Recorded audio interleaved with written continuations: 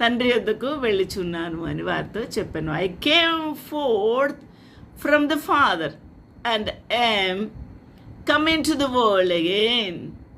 I leave the world and go to the Father.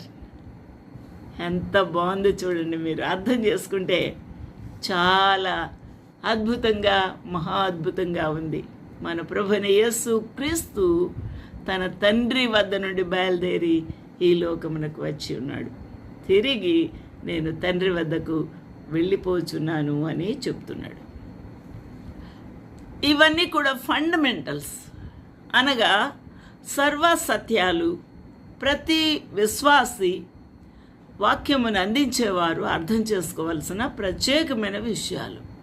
ఎవరైనా ఎదురు ప్రశ్నలు వేస్తే సమాధానము ఈ వాక్యమును ఆధారంగా చేసుకొని చెప్పవలసిన వారమై ఉన్నాం.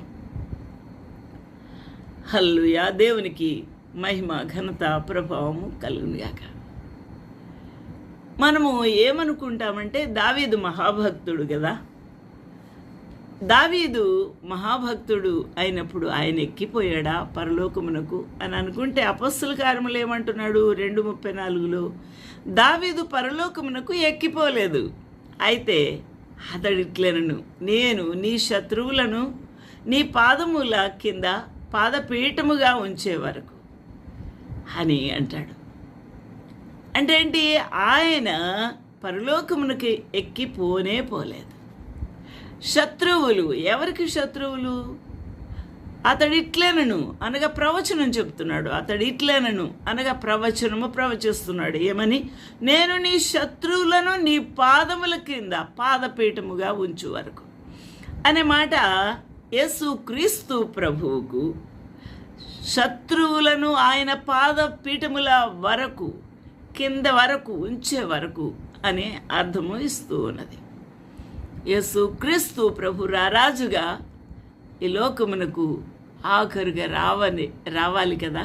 అప్పుడు శత్రువులు ఆయన పాదముల క్రింద వంగి, ప్రతి మోకాళ్ళు కూడా వంగి నమస్కారము చేస్తారు. ఆయన దునుమాడుతాడు. హల్లెలూయా, హల్లెలూయా, దేవునికి మహిమ, ఘనత, ప్రభావం కలుగుగాక. ఇక్కడ మరి ఒక సత్యాన్ని కూడా మీకు చెప్పాలని ఆశపడుతూ ఉన్నాను. ఎఫెసీయులకు రాసిన పత్రికలోనే 4:9 ఆరోహణమాయనగా ఆయన భూమి యొక్క కింది భాగములకు దిగెను. ఆరోహణమాయను అనే మాటలో ఇంకా చాలా